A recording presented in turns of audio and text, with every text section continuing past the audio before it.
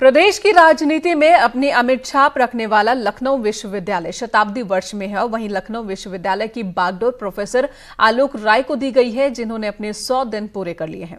इन 100 दिनों में कैसा रहा उनका अनुभव, वीसी प्रोफेसर आलोक कुमार राय ने बात की हमारे सहयोगी प्रशांत पांडे से। देश को कुशल प्रशासक देने की बात हो या एक अच्छा अधिकारी, शताब्दी वर्ष में पहुंचे लखनऊ विश्वविद्यालय की बागडोर इस बार प्रोफेसर आलोक कुमार राय को दी गई है। आलोक कुमार राय ने 100 दिन अपने पूरे कर लिए हैं। हमारे साथ बातचीत करने के लिए लखनऊ विश्वविद्यालय के कुलपति आलोक राय जी, हम इनसे जानेंगे कैसे रहे ये 100 दिन, क्या क्या विशेष अनुभव रहा और किस तरीके से आगे की रणनीति तैयार कर रहे हैं। ये एक देश का ऐसा इंस्टीट्यूशन है जो मुझे लगता है जिसकी ज़्यादा चर्चा उसकी आयु को लेकर होती रही है और उसकी अब तक की उपलब्धियों पर होती रही है, इतिहास पे ज़्यादा होती रही है।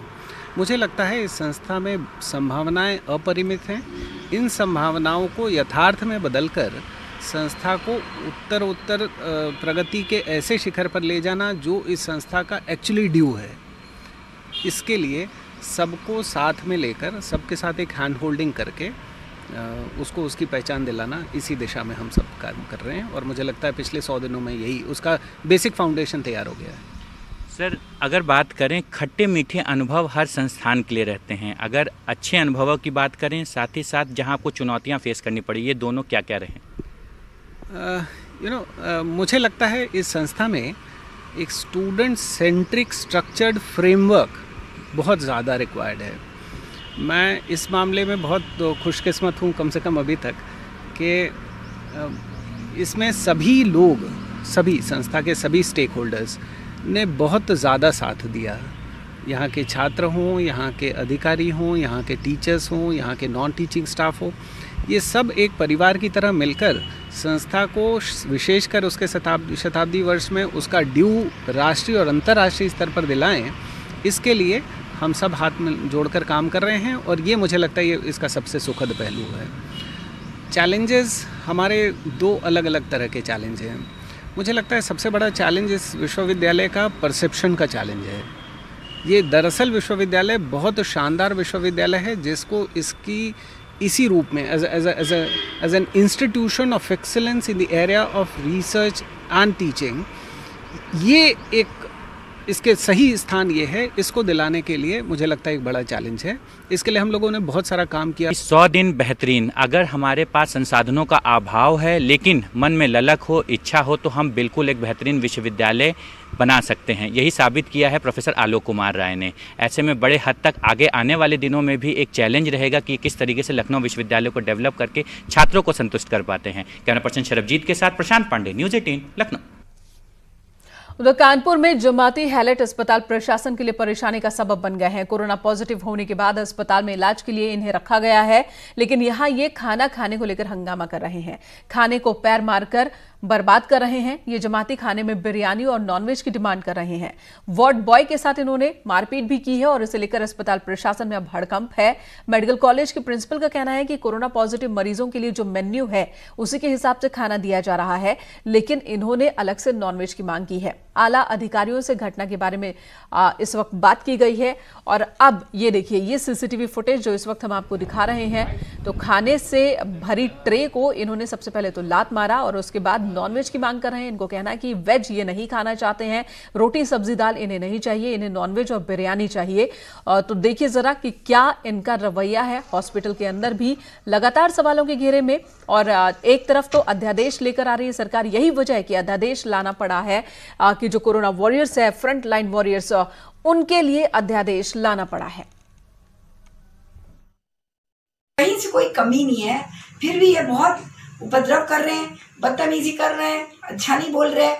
और हद तो तब हो गई है जब इन्होंने कल वार्ड बॉय ने जब थाली को लात मारी तो वार्ड बॉय ने कहा ये क्यों कर रहा है और रोकने की कोशिश की कि इतना महंगा खाना आता है और अन्न में हम लोग, आपको मालूम है, अन्न पे लात नहीं मारते और इस तरह बर्बाद नहीं करते। कितने लोग को अभी लॉकडाउन में खाना नहीं मिल रहा है और ये इस तरह फेंक रहे हैं।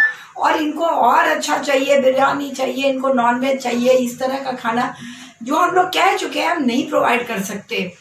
तब भी है इतना। और बेचारा तो वार्ड बॉय वो भागा है सीढ़ियों से अपनी जान बचा के क्योंकि पता नहीं है क्या कर दें। फिर भी इस कोविड वार्ड में इलाज चल रहा है और वो स्वास्थ्य महकमे के लिए रोज कुछ ना कुछ परेशानी खड़ी करते चले जा रहे हैं।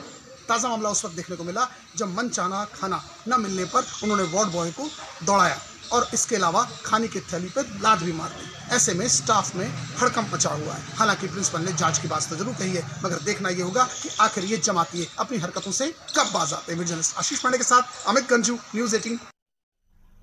और इस वक्त अमित गंजू हमारे सहयोगी कानपुर से हमारे साथ जुड़े हुए हैं। अमित, कोई कार्रवाई हुई क्या? आखिर ये चाहते क्या हैं? अलग अलग जगहों से तस्वीरें लगातार देखने को मिल रही है, स्वास्थ्य कर्मियों के साथ बदसलूकी, खाने को लात मारना। क्या ये कोई यहाँ जश्न मनाने को आए हैं? ये हॉस्पिटल में इलाज कराने के लिए मौजूद हैं और यहाँ पर इस तरह की डिमांड? देखिए, मैं आपको बताना चाहूंगा, निश्चित तौर पर ये जमातिये शायद इस बात को नहीं समझ रहे हैं कि सरकार इन्हें स्वस्थ करना चाहती है ताकि ये स्वस्थ होके अपने घरों पे, अपनी डेस्टिनेशंस पे आए, क्योंकि इसमें मैक्सिमम लोग वेस्ट बंगाल के, बिहार और झारखंड के हैं। इन जमातियों की वजह से कानपुर में लोग संपर्क में आए और ये दशा है कि आज 167 लोग इसकी जद में हैं और लगभग 860 लोगों के सैंपल्स वेटिंग हैं और सबकी जान, सबकी खून सूखा पड़ा है कि कहीं वो पॉजिटिव तो ना निकल जाए। मगर जमातिये इसे रिजॉर्ट समझ रहे हैं, ये बिरयानी की मांग कर रहे हैं, ये बर्गर की मांग कर रहे हैं, ये चिकन मंचूरियन की मांग कर रहे हैं। यानी कहीं ना कहीं इनकी मांगे ऐसी हैं जैसा लग रहा है ये होटल में है, ये अपना इलाज कराने। अमित, यहाँ तो मंशा सिर्फ ये लग रही है कि किसी भी तरह से परेशान करना है, किसी भी तरीके से बवाल खड़ा करना है। हर रोज कानपुर में कोरोना पॉजिटिव केसेस बढ़ रहे हैं और उनमें एक बड़ी संख्या जमात से जुड़े लोग और उनके संपर्क में आए लोगों की है। बावजूद इसके यहां अपनी जिम्मेदारी को निभाने के बजाय जो इनकी जान बचा रहा है, उन्हीं के खिलाफ इस तरह की हरकत, तो बवाल मचाना और इस लड़ाई को कमजोर करने के अलावा कोई दूसरा मकसद नजर नहीं आता। आप बिल्कुल सही कह रही हैं। निश्चित तौर पर ये लगता है कोई संकल्प लेके चले हैं कि इस बीमारी को मजबूत करेंगे, इस चेन को मजबूत करेंगे ताकि ये कानपुर नगर से प्रदेश और प्रदेश में पूरे देश तक बढ़े। जबकि सरकार इसे रोकने को, इस चेन को तोड़ने के लिए प्रयासरत है, तत्पर है। मगर ये बात इस बात की उनके जहन में नहीं आ रही। उनके यही वजह है कि इनके संपर्क के लोग कानपुर में जो 167 है उनमें और अगर 2 लोगों को छोड़ दिया जाए, सब जमातियों और जमात के संपर्क में आए छात्रों की वजह से ये कोरोना फैला है। ये स्वास्थ्य महकमे 167 और इसमें 2 को छोड़ दे यानी 165, 165 लोग जमात और जमातियों के संपर्क में आए लोग हैं और जिनकी वजह से कानपुर का आज हाल यह है कि कोरोना पॉजिटिव केस यहां पर इतने विकराल रूप में, लेकिन फिर भी ये समझना नहीं चाहते हैं। ये सिर्फ एक कानपुर का उदाहरण दे रही हूं मैं और लगभग पूरे देश का यही हाल है और फिर भी ये समझने को तैयार नहीं है। जबकि बार बार मुस्लिम धर्मगुरु अब वो भी अपील कर रहे हैं कि आप प्रशासन का सहयोग करें, आप स्वास्थ्य विभाग का सपोर्ट करें, लेकिन यहां पर